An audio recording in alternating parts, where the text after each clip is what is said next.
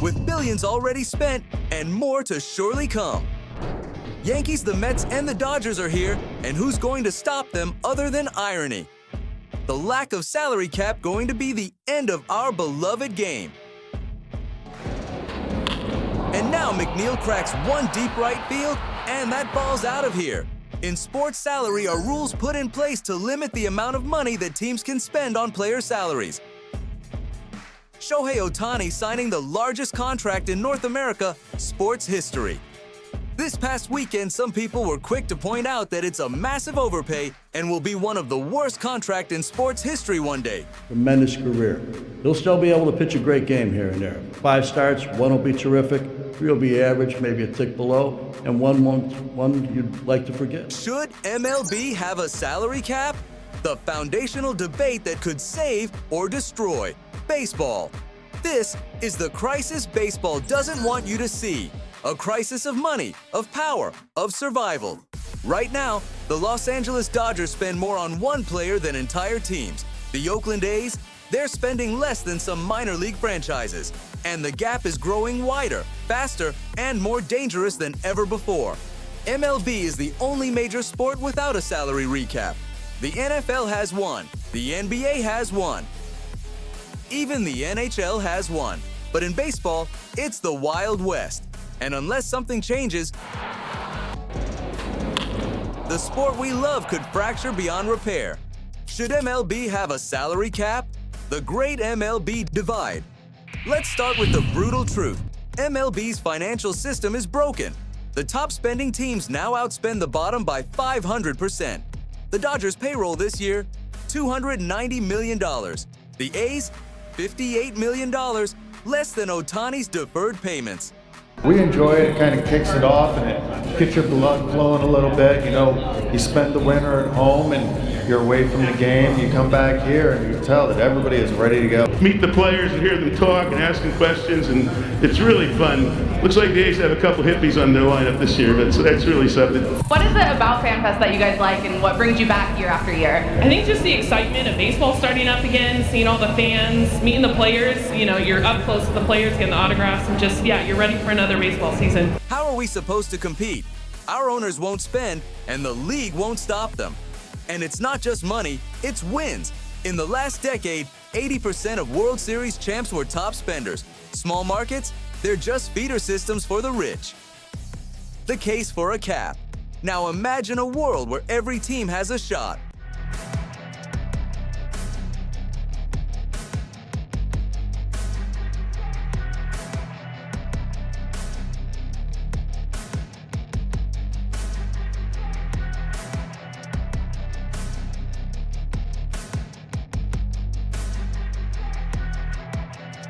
Where the Royals, Brewers, and Guardians aren't just happy to be here, they're contenders.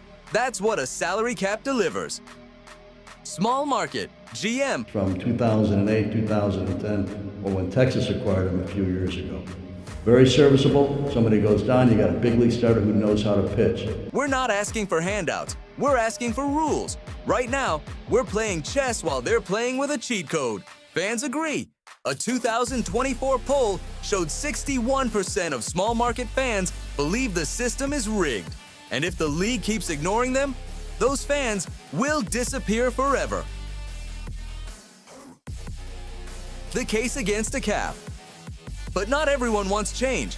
Big market teams argue, why punish success? The Yankees, Dodgers, and Red Sox invest heavily, and their fans demand it. ESPN analyst says in his interview, a hard cap could backfire. Imagine Ohtani never coming to MLB because teams couldn't pay him, or stars fleeing to Japan for bigger deals. Even now, the luxury tax doesn't guarantee wins. The 2023 Mets spent $400 million and collapsed. The Padres, same story. Money helps, but it's not everything. How other leagues solved it. So how do other leagues balance spending? The NFL has a hard cap, no exceptions. The NBA uses a soft cap with bird rights to keep stars. The NHL ties its cap to league revenue. So when the sport grows, everyone benefits. repeatedly said at some point we'll sit down with the Players Association because it's a joint decision and focus on what we think makes sense going forward. I think since Sochi, our attention's really been focused on the World Cup. Parity isn't just fair, it's good business. More teams in contention means more fans engaged year-round. And it works. The NFL's ratings dwarf MLB's because every game matters. In baseball, by August, half the league is already looking ahead to next year. The 2026 Labor War. Now the storm is coming. In 2026, MLB and the Players Association will renegotiate the CBA, and a salary cap is the nuclear option on the table. On 1st December, the collective bargaining CBA agreement between the Players Union and MLB expired. As a result, the first official work stoppage was instituted since 1994 to 1995. MLB Commissioner Rob Manfred issued a letter to fans. Despite the league's best efforts to make a deal with the Players Association, we were unable to extend our 26-year-long history of labor peace and come to an agreement with the MLBPA before the current CBA expired. We'll never accept a cap. Owners already make billions. They don't need to suppress wages, too. If the union blocks this, we'll burn the system down. No more revenue sharing, no more subsidies. Let's see how long they last without us. This isn't just a debate, it's a ticking time bomb. And if it explodes, baseball could face its worst work stoppage since 1994. The global stakes. This isn't just about America. MLB is global now, with 30% of players born outside the US. But why would a kid in Tokyo or Santo Domingo root for the Pirates or Rockies if they never compete? In soccer, small teams can rise. In baseball, only the rich win. That's not a sport. That's a monopoly. The NBA exploded worldwide because any team could rise. MLB, it's risking its future by clinging to the past. How MLB's system is broken. Let's break down the numbers because they don't lie. In 2003, the highest payroll, Yankees, was 3.5 times the lowest. Today, the Dodgers spend 5 times more than the A's. That gap isn't just growing, it's accelerating. Small market teams aren't even trying to win anymore.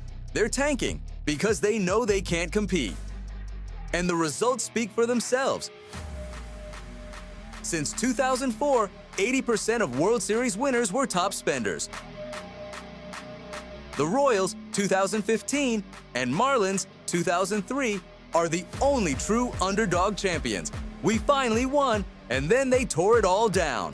What's the point? How parity could save baseball. Now imagine a world where every fan base has hope, where the Pirates, Guardians, and Brewers aren't just happy to be here, they're legit contenders. That's what a salary cap delivers. We're not asking for charity, we're asking for rules. The proof? Look at the NFL. Small markets like Green Bay, Buffalo, and Kansas City thrive because the system is fair. The case against why a cap could backfire. But not everyone wants change. Big market teams argue, why punish success? The Yankees, Dodgers, and Red Sox invest in winning, and their fans demand it. A hard cap could kill free agency. Imagine Ohtani never coming to MLB because teams couldn't pay him. Final verdict. So here's the choice. Does MLB want to be a league of haves and have-nots? Or does it want every city, every fan to believe their team has a chance? The players will fight it. The owners will feud over it. But one thing is clear. Without change, baseball's middle class will vanish. And the sport we love will become a two-tier system of kings and peasants.